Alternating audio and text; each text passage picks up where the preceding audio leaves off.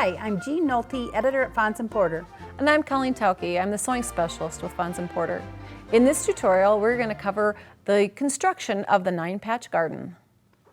To get the pattern for this quilt, go to shopfonsandporter.com/quiltingquickly.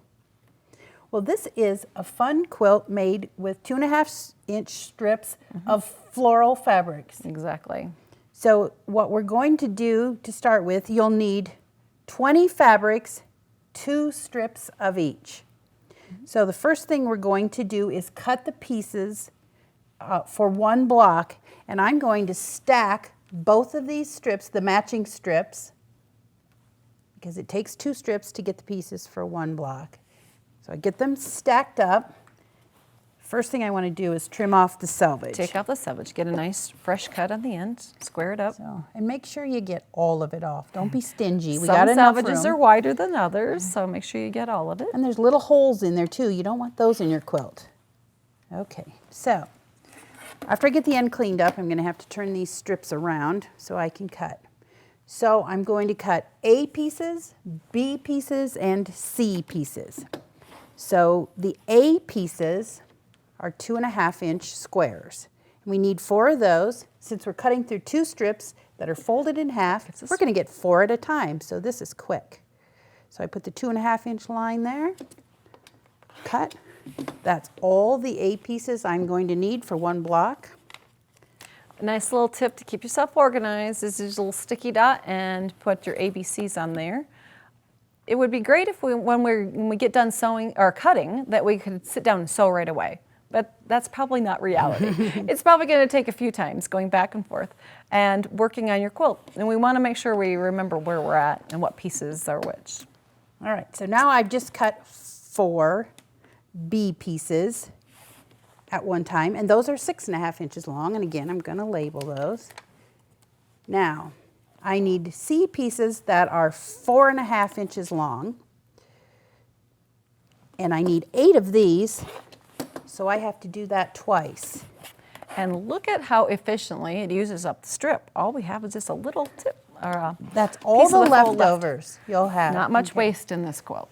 So I'm going to label those as C. Then your instructions will also tell you you need some 2.5-inch green squares and cream-colored squares that are 2.5 for the rest of the block. Exactly. Now, we talked about that this would be enough to make one block.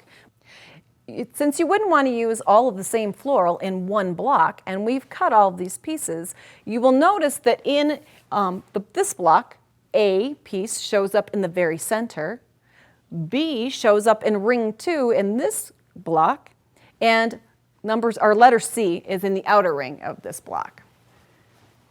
Now for the construction. All right, so here's what we would need. Here's all the pieces for one block.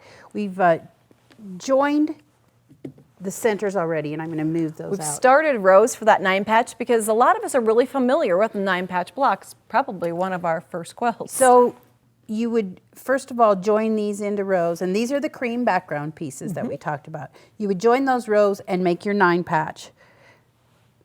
Now we're going to add blocks to each side.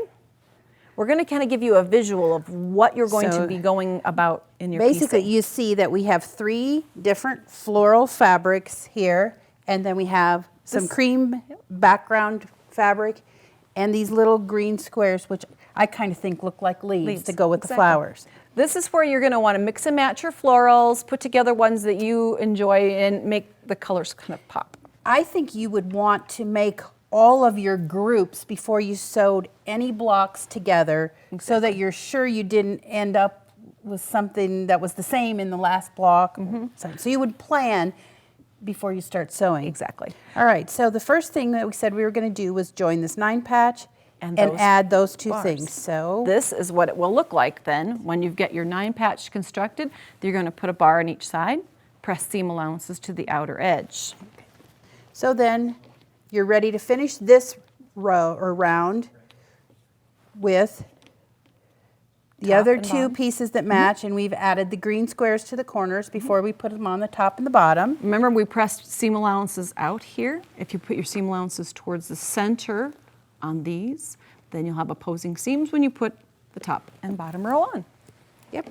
So then we're going to add sides on here, and it will Then look it will like this. that.